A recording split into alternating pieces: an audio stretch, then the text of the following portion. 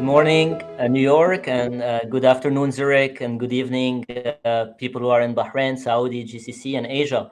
Thank you for joining us today. It's a great pleasure of having this webinar with Jonathan Berger, who is the founder of Birch Capital. This webinar is going to be discussing around credit markets, the new equilibrium that we are seeing, and that is a collaboration between the family office and Petiole Asset Management. Just a bit of 2 words on the family office, multifamily office with local operations in the GCC, an office in Bahrain and Saudi and UAE, have been operating for almost 20 years and serving families in the GCC region and investing in a very institutional manner internationally and providing a very easy digital access to co-investments and thematic investments. With Petiole, we are the asset manager based in Zurich, also with offices in New York and in Hong Kong, and we are focused on private markets. But at times we look at the public market dislocations, and in this case, credit market is one of the asset classes that we believe is dislocated and we'll be discussing today. Jonathan, he is the founder of Berger Capital. He started this business in 2013, and ourselves, we partnered with Jonathan from the beginning until now. So it's been almost a decade relationship with Jonathan and his team. Before that, he was at Stone Tower Capital as the chief investment officer. And he has had experience in public credit, in structured credit, and in distressed as well. So today we're going to cover the overall credit markets, the areas that he looks at, how he's seeing the market environment today, how are we looking at potential dislocation in this market, exploiting those dislocations, and it's going to be a super engaging and fun webinar, I'm sure. So, Jonathan, pleasure to have you. I know you're in New York, so good morning to you. Thank you very much. It's an honor to be here, so I really appreciate the time and happy to give you my thoughts. Great. So before we start, maybe you tell us a bit about how you started, Birch Capital, and how this idea came about, and really, what is it all about, Birch Capital today? Sure. So I started Birch Grove, as you mentioned, almost 10 years ago, after having been the CIO of Stone Tower Capital. And prior to that, if you kind of go back through my career, I've been investing for over 30 years, and really started out my career in 1991, working as an analyst in a very small shop doing distressed investing. And I had the opportunity to go into investment banking for a bit, but I really loved investing. And I think the basis for Birch Grove was really to focus on what I love to do, which is investing in companies across capital structures, with a view that markets change and values change across different segments of capital structures. And I wanted to approach investing in an agnostic way such that I could make money in all different market cycles. And I wasn't beholden to one particular asset class at any one time. So that was the very, sort of basic philosophy of Birch Grove. It came out of what I had done just previously at Stone Tower, which we took Stone Tower through the financial crisis. And I think that was a tremendous learning experience, managing a business that had many different components, from structured credit, corporate credit, liquid credit, private credit, and watching how all those asset classes moved around during the financial crisis, where the risks were and how that impacted the business. And I was able to use all that to help create this business with my partners and colleagues 10 years ago. And today we've built a business that's about $7 billion in assets that invests across liquid credit, private credit, and structured credit. Great, thank you. So let us start with some of the lessons learned, maybe, of the last decade that you've been investing, that helped you, let's say, refine the investment process. Sure. I'd even take it back maybe even a little farther. Some lessons that I learned, back in my days as a distressed investor at a firm called Pegasus, where, and I would take these, some of these lessons and apply them today. For example, I've been through bankruptcies, both on the buying of companies through bankruptcy, but also watching companies I've invested in go through bankruptcy. And I think one lesson that I try to apply across, all asset classes is to manage liquidity and risk. I think it's very important that if you're going into something that is, illiquid, and that's okay. I think illiquidity is fine. You need to make sure you're getting compensated for that liquidity. You need to make sure you have the appropriate return profile, and you want to also understand what is your exit time frame and what are your exit mechanisms. And I think the reason I bring that up is, there have been situations, or one in particular I remember learning from in my mid-20s at Pegasus, where we were involved in a situation where we were illiquid at the bottom of the capital structure without any time horizon or control. And I would say that was a very bad investment. And I try to avoid being in those types of situations, today. And I sort of take that philosophy and think about liquidity versus risk versus return across every asset class, be it high yield, structured credit, or leveraged loans. Very well. And what are some of the asset classes or sub-asset classes within credit that you look at? Maybe we can define those. Sure.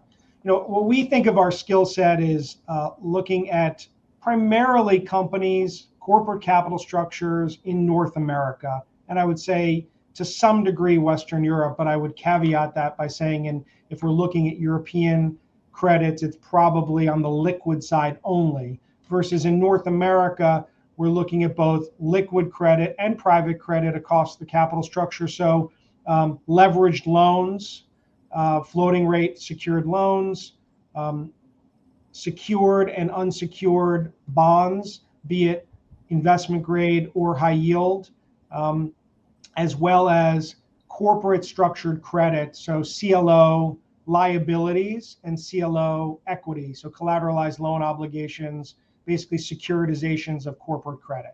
That would be our skill set, and that's really what we focus on and look across in different market cycles. Okay, and then if you look at the rising rate environment that we have witnessed last year, and I would love you to talk a bit about last year volatility, how you manage this, but just for a second, if we take the rising rate environment and assuming that interest rates are going to be sticky at these levels, which is no longer the low rate environment we lived in, how does credit market and the credit asset classes behave in a high rate environment, and what the changes that you might want to apply today versus the last 10 years, which you have been operating in? Sure, and it's very interesting, to look at these different credit markets in this high rate environment, because in maybe previous environments where we had higher rates, which you have to go back pretty far, credit quality amongst the different asset classes was very different. So,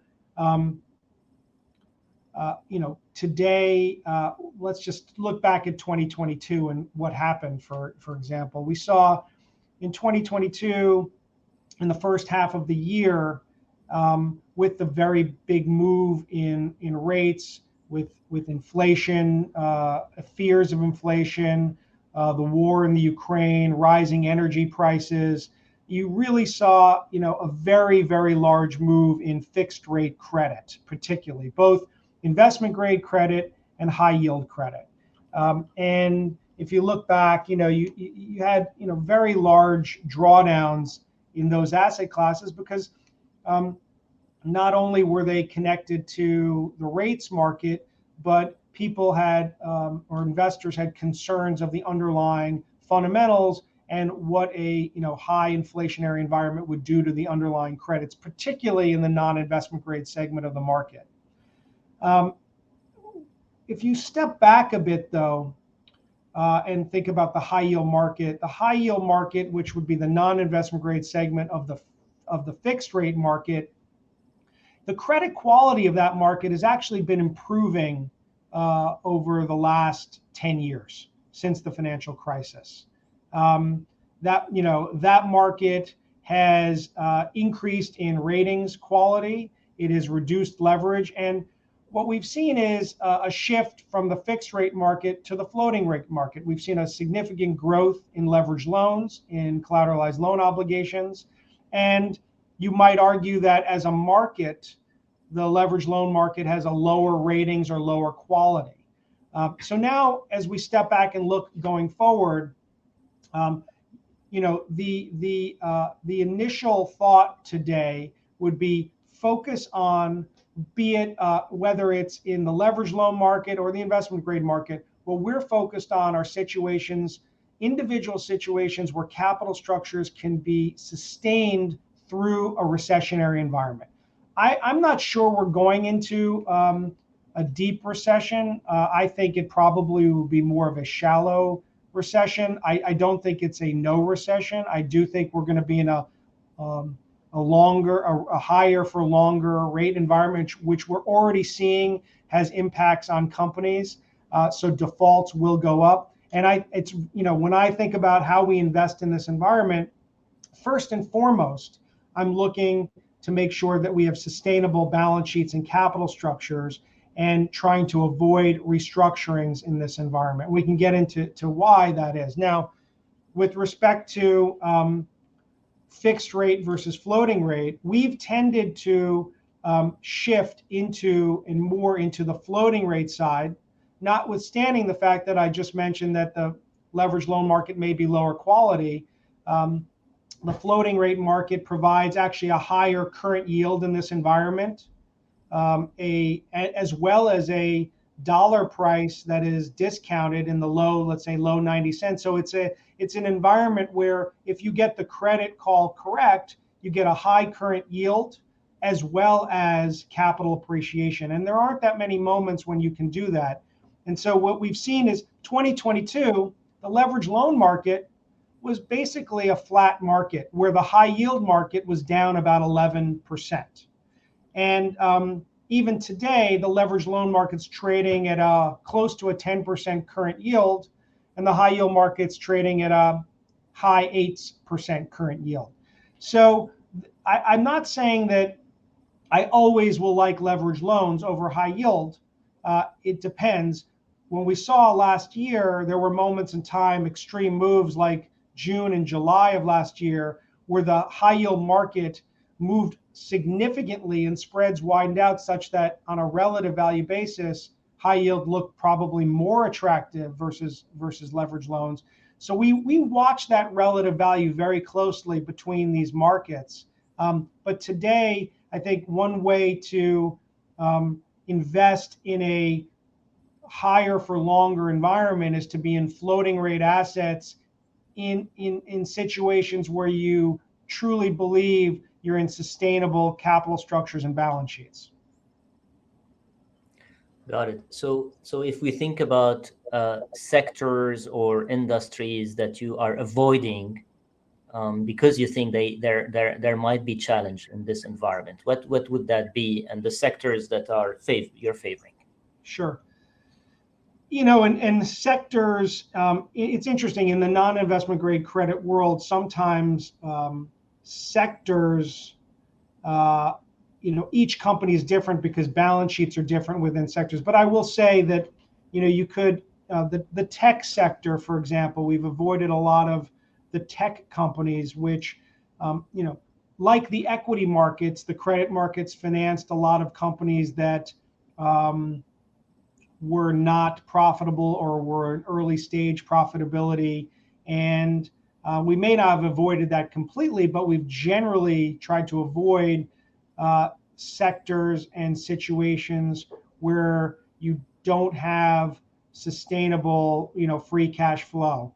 It's hard to avoid the impacts of a high rate environment or an inflationary environment. But there have been parts of the healthcare market where labor has been a big factor, either a shortage of labor or high labor costs. We've avoided segments of that of healthcare. Areas that have been I think done well. The insurance market has done well. Business services have generally been somewhat insulated. But I would say, most of the companies that we look at, we've seen the impact of the inflationary environment. The question really is, how impactful is it on their balance sheets? Can they sustain themselves, and are there levers that they can pull to make it through a recessionary environment? And we have seen in the last quarter, while many companies have missed revenue targets, they've beaten their EBITDA targets because they've actually been able to implement cost savings, and actually implement more cost savings than they have targeted or telegraphed to the market. And this is maybe more specific to the leveraged loan market, which is more of a private over-the-counter traded marketplace. But I've been happy with many of the underlying companies and their performance, not on the revenue side, but mainly what they've been able to do on the cost side and cost savings and passing on prices through to customers. And that cost saving, because we haven't seen unemployment picking up, is it mainly through digitization? And is that what you're seeing, is much more efficiency in running those businesses? I would say it's yes, there is a combination of efficiency. I think they've, all across their business, they've looked, I think during the period of zero interest rates, companies were spending money. They weren't thinking as much about their budgets. In an environment with higher rates and higher inflation, these companies have really had to tighten their belts and sharpen their pencils and focus on excess costs. And I think it was a combination of technology helping and accelerating the savings, but also companies actually looking at where they were overspending. And we've even if you look, take an extreme example, look at the unprofitable tech sector, which we've generally avoided. You're seeing companies in that sector really changing their business models rapidly, and instead of focusing on revenue growth, trying to focus on profitability. And there, big examples of that could be like an Uber, where we've seen them move from losing money to making money at the EBITDA level. I would say we'll probably see more of that in the tech sector, but it will be a painful process, because there are probably some companies that their business models will never be profitable. Yeah. I remember when it was, during COVID times, we had outlined a strategy that we are doing similar to now. And it was a strategy to play the credit market because it was dislocated. And in our case, when we think about relative value, you think of it as high yield and loans. We think of it as maybe private debt and credit, right? So that's like how much liquidity premium we're getting by being in private debt, or by transitioning this allocation to more of a public credit. In that case, we noticed that you can buy credit on a discount, quality credit, and build a portfolio together to play this dislocation. And it was also on the premise that potentially there will be a reopening, but then we went into the phase of buying quality credit, strong balance sheet, until the reopening happened, and then we took maybe less quality credit, and then we get paid a bit more, but we knew that the market have reopened. And one of the theme that was in this portfolio was the consumer kind of theme coming up again, and due to the reopening, the consumers will have to spend again. Now, recently we outlined the same strategy. We saw this coming again, and we're doing it together as a credit dislocation program, buying those discounted credit. But the question for you is around the consumer play, because what we have seen, consumers have gotten a lot of money during COVID, and now when you look at the numbers, they're using more credit to buy. So yes, we're going to be facing a mild recession, but what's your view on the consumer weakness? Because we haven't seen yet that pain from the consumer. And is that something that you are spending time on, not just from the quality of the balance sheet, but the type of businesses that are maybe exposed more to consumer businesses? So love to hear that. Yeah, you're correct. I mean, we do spend a lot of time on consumer companies. What we've seen, the high-end consumer businesses, or businesses, consumer companies that are more experiences versus goods, those have done well even in an environment where you've seen high inflation. Prices have been able to pass through to that segment, both of consumer as well as type of company. Where we've seen more pain, and where I think we have to watch closely, is the kind of lower end consumer, where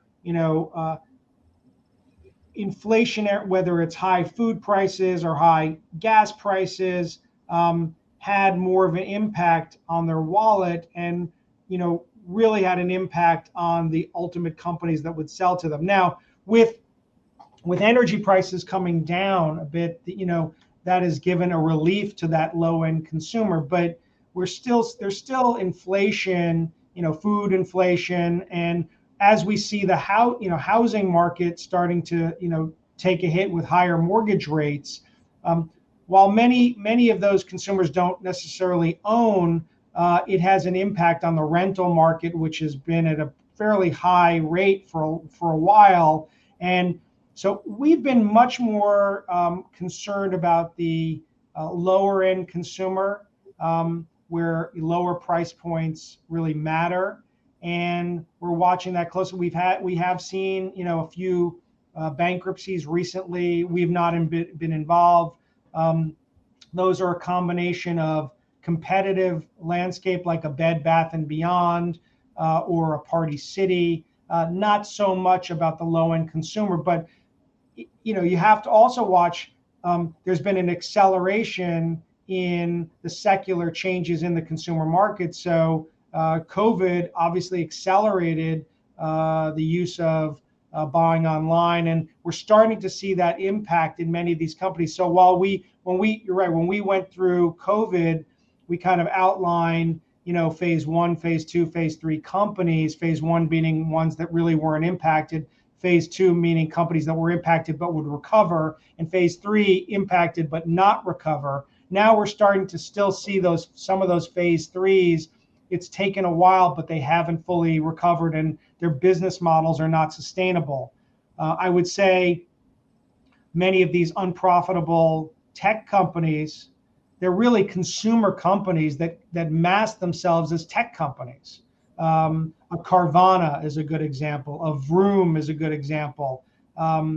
These are companies that the business models are not necessarily working in this environment. Party City and Bed Bath and Beyond, old line type companies that are business models not really working going forward. So we have to be very focused on that as well, in addition to being concerned about the low end consumer. But the high price points, I think, have done well. Experiences are doing well. So the restaurants are doing well generally, even though you've got high labor costs as well as high food prices. People are going out to restaurants. The gym segment, which we've been very involved with, has been recovering as people go back to the gyms. And now it's actually been more of a delayed recovery, but now we're seeing it, particularly this quarter, where we don't have any real COVID issues impacting like we did in the first quarter of last year. We're seeing the health club gym segment truly recover, both with the public companies as well as the private companies. And we have some exposure there, and I think there's some upside in that segment of the market. What's your view on healthcare and related, whether within the sector? Well, many of the healthcare companies or healthcare service businesses, have been impacted by labor, and they have many of them have an issue because there's a regulatory regime that puts a cap on their revenues, so they can't pass prices through. But there's no cap on their costs because labor prices are going up now. So what we're doing is we're looking for situations where that spread compression has impacted earnings, but yet companies can sustain their balance sheet. So there's been sell-offs in their debt, but yet we don't think they're bankruptcies.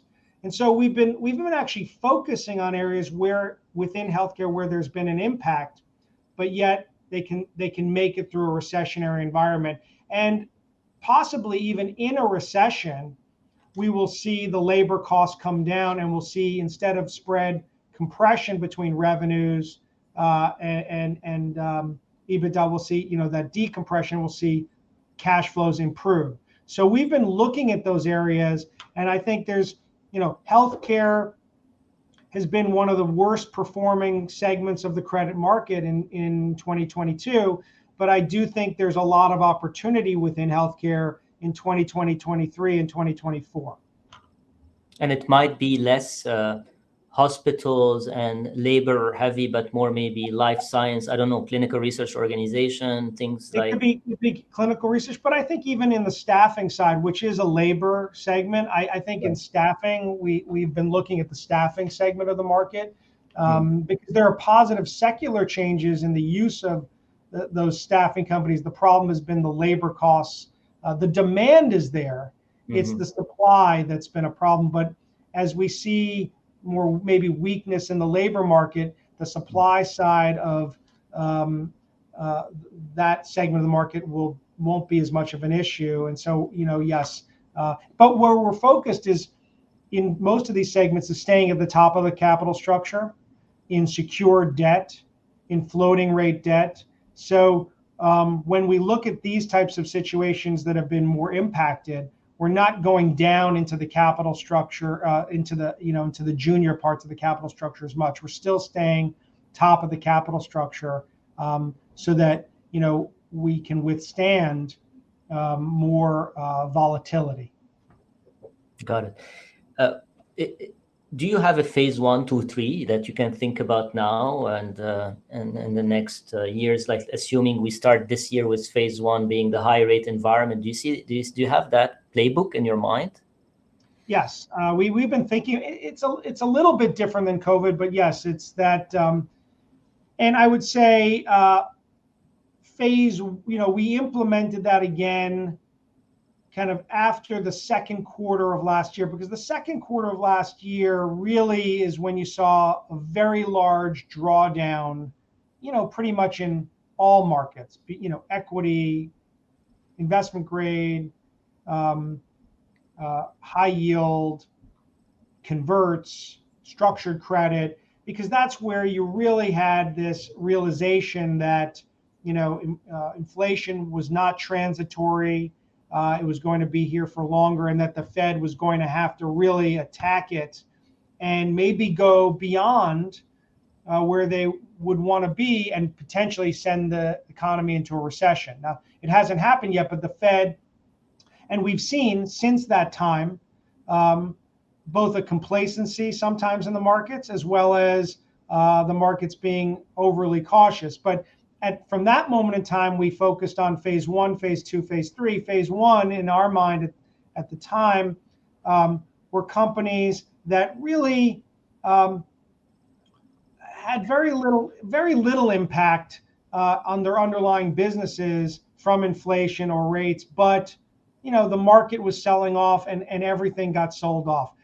Many of those names that traded down 10 points, they've traded back up again. So phase 2 is more like what I'm talking about even in healthcare, where it's impacted businesses but sustainable balance sheets.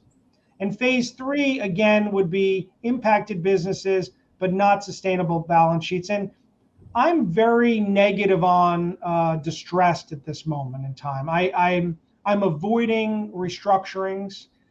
because there has been a secular change in the distress market over the last 10 years because of the weakness of documentation, and that there's an ability for what we call lender-on-lender violence, where you can see constituents and capital structures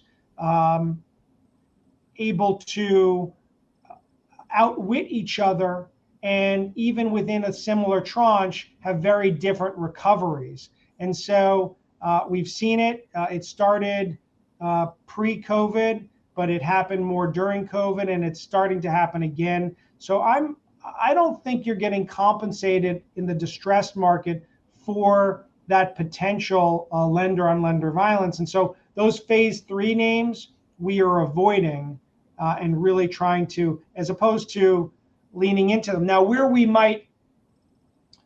would look at them would be on the private credit side, where we would provide new capital to a situation that is going through restructuring or bankruptcy. I think on the private credit side, which we can distinguish from the liquid credit side, solution capital is a very interesting place to be, because the private credit market is now $1.5 trillion and default rates are going up, and providing solution capital in that market is attractive. And we're finally seeing, unlike last year, we're finally seeing spreads widen in the private credit market, whereas last year there was a lag between where the liquid market was and where the private market was.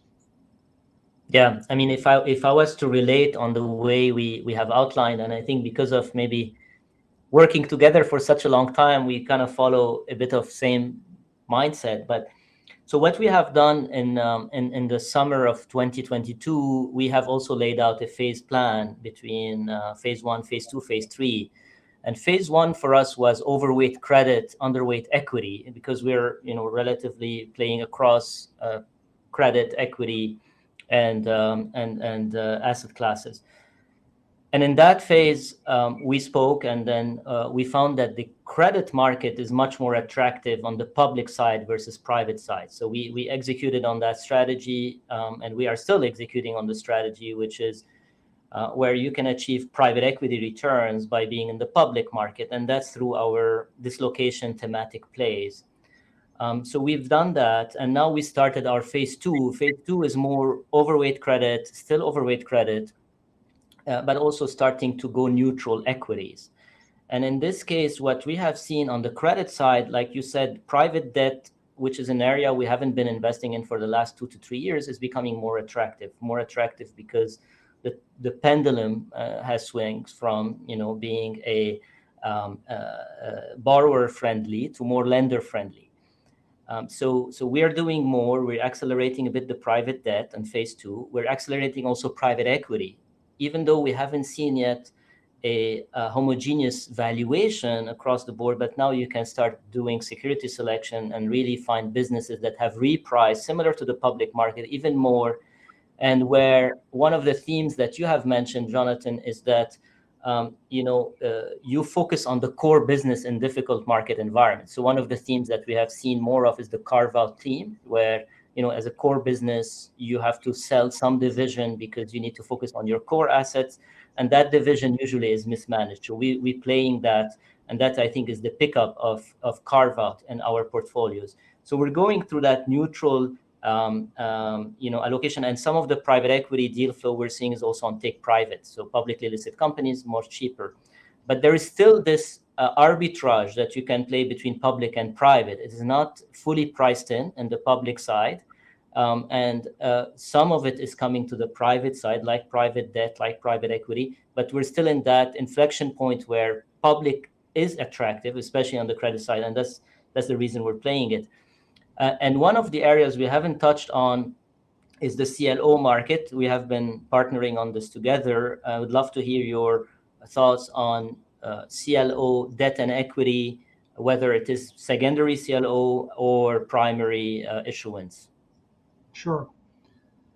Well, it's been interesting because in the last quarter of last year, you mentioned CLOs, and the CLOs represent let's say 80% of the buyer base of the North American leveraged loan market. So they tend to generally move in concert with each other, and they to some degree drive the technicals of that leveraged loan market.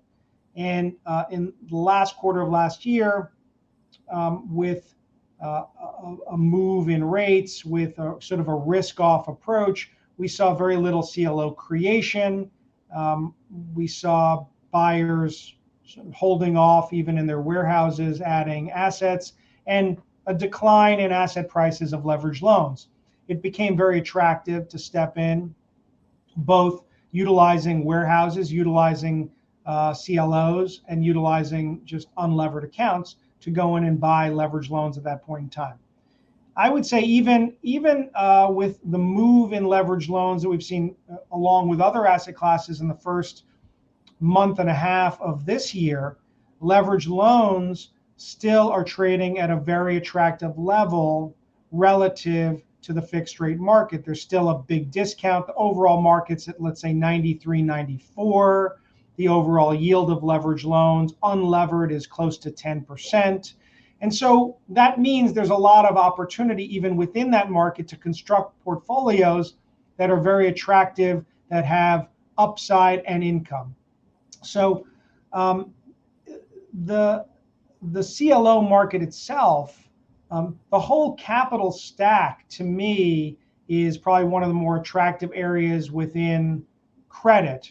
You know, if you're an insurance company and you want AAA exposure, the AAA part of the capital stack is priced at, you know, kind of SOFR 170 to 200 to 220, and that is a range that's 6-7% depending on what discount it is, and so that's a very attractive AAA. And if you kind of go down that capital stack all the way to the BB component, BBs are running at yields of almost 15% today. For very diversified portfolios, again, you have to believe in the underlying credit. So I think that CLOs have lagged the move in the rest of the credit markets, and everywhere in the capital stack, including the equity, is attractive. Now, the equity is attractive because you can really, if you're an active manager like Birch Grove is, we can actively trade in and out. We can build value through credit selection as well as trading, and there's a lot of opportunity for reinvestment during periods of time like this when assets are discounted. So I think every part of the capital stack is very attractive and probably lags the rest of the credit market, even lagging a little bit the underlying assets that go into those CLOs. So I think that will change, and we've already started to see a move in CLO liabilities starting to tighten from the end of last year to the middle of February. But I do think we've kind of hit a level where they're not going to tighten much more. They're going to stay at this level for a period of time. The new issue loan market, to your point on private equity and M&A, it still hasn't grown significantly because there is a bid ask between where private equity buyers want to buy companies and where sellers want to sell companies. And the M&A market to some degree drives the new issue supply. So it hasn't grown yet. But if we see a growth in supply, we could see another step back in the leveraged loan market, another step back in the CLO market, providing additional entry points. But generally speaking, I would say the whole capital stack in CLO liabilities is very attractive, both on an absolute and relative basis versus the comparable credit quality in other areas. Okay, and maybe you talk about convertible, because that's also another area you look at, and maybe define it first and then say how you're playing it. Sure. So, we look at convertible bonds like we look at every other credit asset class. It's a way for us to invest in a particular idiosyncratic credit. if we go back last year, a lot of the convertible bond market or converts financed many of the unprofitable tech companies. So even though we avoided those situations, the market was filled with them, be it the Lucids or Teslas of the world, or Carvanas or Vrooms, or Beyond Meats. You can keep going. There are a lot of companies that were financed in the convertible bond market in 2021 with very high stock prices. Those, in the first half of 2022, those stocks got hit. The converts basically had a perfect storm situation. They traded off because the underlying equities were down. They traded off because the rates market and spread market moved up, and they became a credit product that was based on spreads, and the spreads had to widen out. And they also had their buyer base sort of disappear overnight because many of those buyers had bought bonds at very high dollar prices. So there was a moment in 2022, let's say July, where the convertible bond market, or many of the names we were investing in, were actually trading at 300 to 400 basis points of a discount to the comparable high yield bonds, even in their own capital structures. And that's where we stepped in and added more exposure in converts. We had some converts already that were event driven. They traded off. We unwound, though, our short positions, because we do sometimes short the equity against the long convert. But we then went outright and owned the converts and bought them in the third quarter of last year, end of second quarter of last year. And in the next 2 quarters, including the first month and a half of this year, we've seen a big uptick. And those converts have probably now traded in line with their high yield counterparts. And what we've been doing actually is reducing our position, because they've moved up too much, such that their current yield is no longer as attractive as either the equivalent high yield bond or a leveraged loan. So we've used the run up, we've taken our gains, and probably have reduced exposure in converts from 30% of our portfolio to 10% of our portfolio. So a pretty big move. And what we still own would be higher yielding idiosyncratic names that I would say look more like high yield and much less like a convert. I would say we probably did that same shift even in high yield in the first month of this year, as the fixed rate market moved a lot faster than the floating rate market. And we've done a lot of swapping from fixed into floating rate and increased our current yield in the portfolio. Great. I'm looking at time. We are at 40 minutes, 43 minutes. So we try to get closure here. So I think the way you're describing your approach, if I summarize it correctly, you have this view that is a phase 1, 2, 3 view of the environment. And you are, within your approach, you're always assessing relative value between the various credits. So convert from 30% to 10%, high yield, leverage loan, today more leverage loan, but you used to be in high yield. So this has this whole relative value between credit. And the last thing is much more focus on credit selection. I mean, at the end of the day, you're selecting companies with the right credit and getting paid for this selection. And in this environment, you're avoiding distress, which is, in our world, we say, we're avoiding complexity and we're favoring simplicity because, the market have reopened. So I hope this was a good summary of the approach. I would love to ask you 2 more questions, more personal. One is, who would you say, or if there is a mentor that have helped you throughout these years, and what have you learned from that mentor, would be great to know this. And the second one is, if I am a young professional coming into this industry, what are the 2, 3 things that you've learned over the last 30 years that you would say apply those that they have worked for me. Sure. I might be able to answer both questions even with sort of one type of answer, in that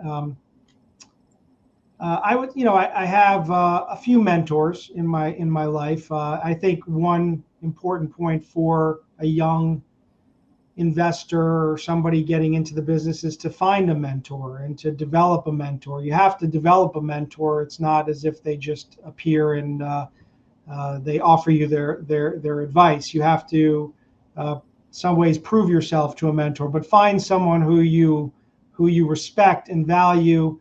And I've found that having multiple mentors over my career has truly helped me. I will say, I won't say the name, but one of my mentors was someone I started working with very closely when I was at Solomon Brothers, and he was at another investment bank. And then when I helped to found Pegasus, he was in another investment firm, but we invested very closely.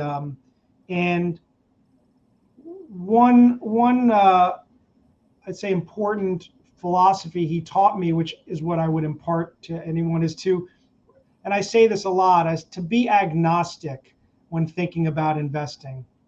It sounds simple, but don't have a bias on anything. Really try, it's almost simply saying don't fall in love with anything. Really have an open mind.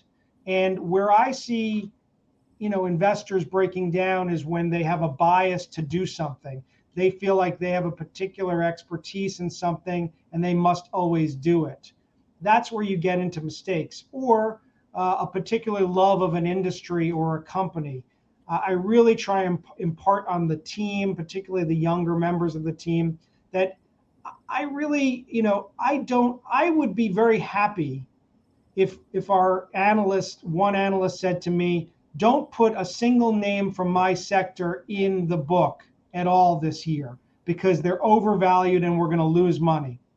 Versus someone thinking they must have a name in the book and that's how they make money. To me, it's about their making the right call, not having assets in the book. So I bring that back and say, for people getting involved today, yes, have a mentor, but really try and be agnostic when thinking about investing. Be open-minded, and really do not fall in love with anything, even if it's, even if you have an expertise in something and something in another sector or industry or asset class seems so foreign to you, have an open mind and learn about it. And I would also say that all aspects of your life contribute to being a good investor. It's not just about the business part of your life, particularly today, with the understanding of everything that's going on in the world, the political landscape, what you read, the arts. I actually think that all contributes to you being a good investor. Being able to step back from the details of something and the weeds of something gives you perspective, and perspective helps you become a better investor. So these are some of the philosophies I try and live by, and I would say, the mentors I've had have helped impart those on me, and I really try and impart those on others in my firm as well. That's great.